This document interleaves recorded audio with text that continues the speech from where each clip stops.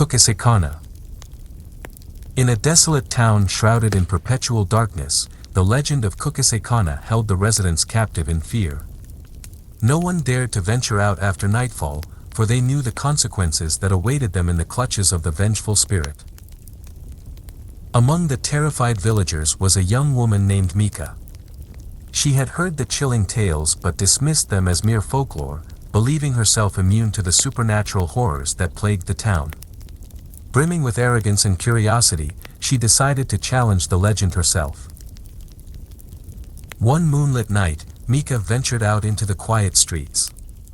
The air was heavy with an otherworldly presence, a harbinger of the approaching doom. Suddenly, she spotted a figure emerging from the shadows, a woman with a surgical mask covering her face. It was Kukusekana. Fear gripped Mika's heart, but she couldn't resist the temptation to engage the spirit.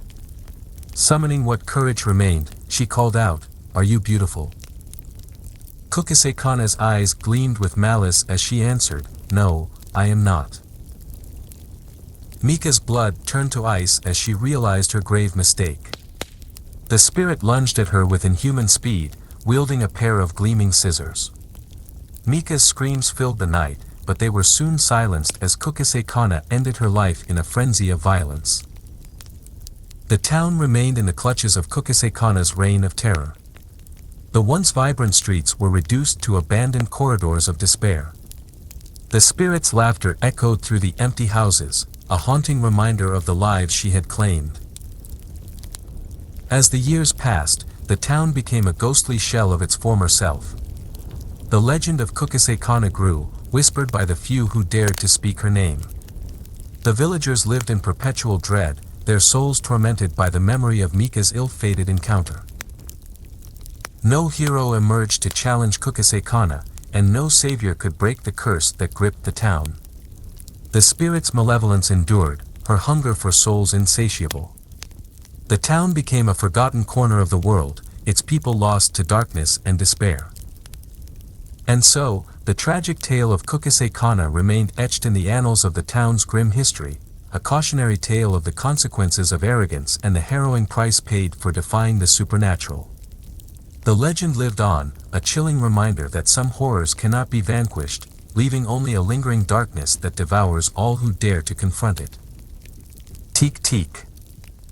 Deep within the heart of a dense and ancient forest in Japan, a chilling legend cast a sinister pall over the surrounding wilderness. The tale of Teak Teak whispered among those who dared to speak its name, warning of the vengeful spirit that haunted the secluded depths. According to the legend, Teak Teak was the tormented soul of a young girl who had met a tragic end in the very forest she now haunted. It was said that she had been lost in the wilderness, her body gruesomely severed by an unseen force. Bound to the realm of the living, her spirit sought retribution for her untimely demise. One moonlit night, a brave but foolish young woman named Aiko ventured into the heart of the forest, drawn by an irresistible curiosity.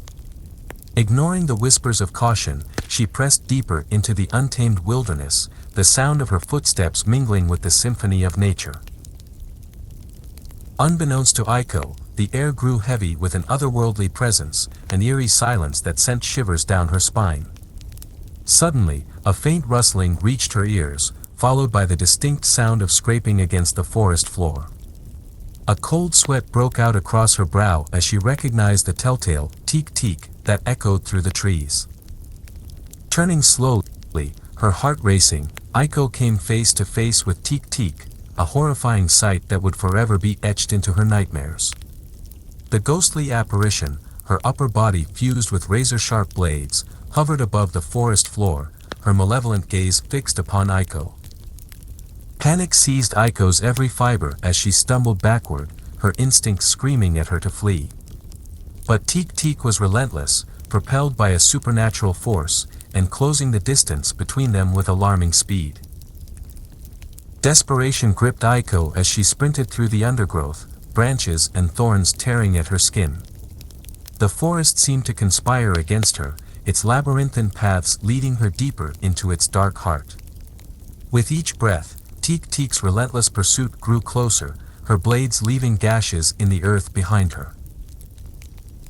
As fatigue threatened to overcome Aiko, she chanced upon a decaying tree stump, her last vestige of hope in this twisted game of survival.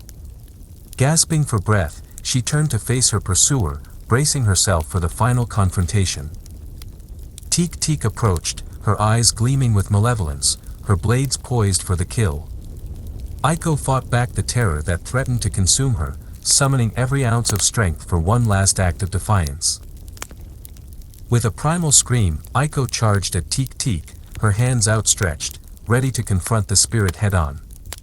But in a swift and merciless motion, Teek swung her blades, severing Aiko's desperate attempt at resistance.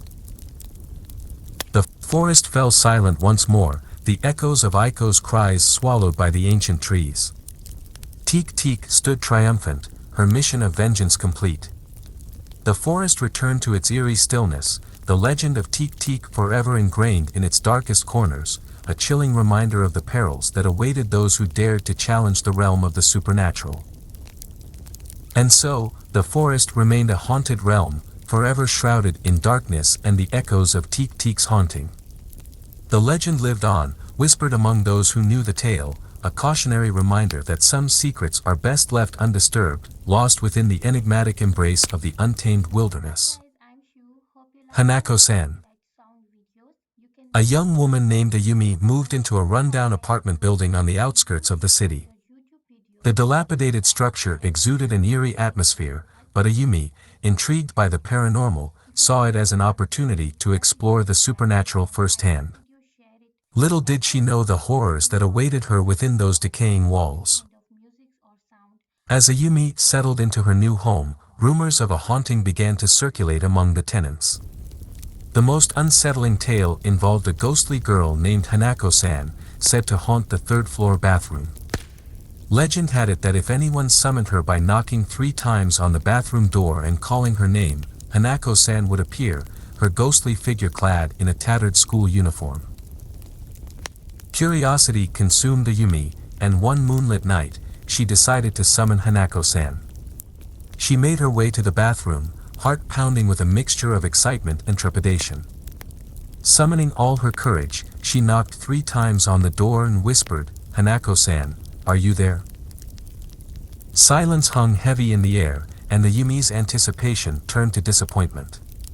Just as she was about to leave, a faint giggle echoed from within the bathroom. Cold shivers ran down her spine as the sound grew louder, filling the corridor with a haunting melody. The bathroom door creaked open, revealing a spectral figure, dripping wet and pale as death. It was Hanako-san, her eyes empty voids that sent a chill to Ayumi's very core. Fear gripped her, but it was too late to turn back now. Hanako-san beckoned Ayumi forward, her voice a hushed whisper, "Join me, Ayumi. Join me in eternal darkness." Trembling, Ayumi hesitated, torn between fascination and terror. But the allure of the supernatural was too strong to resist.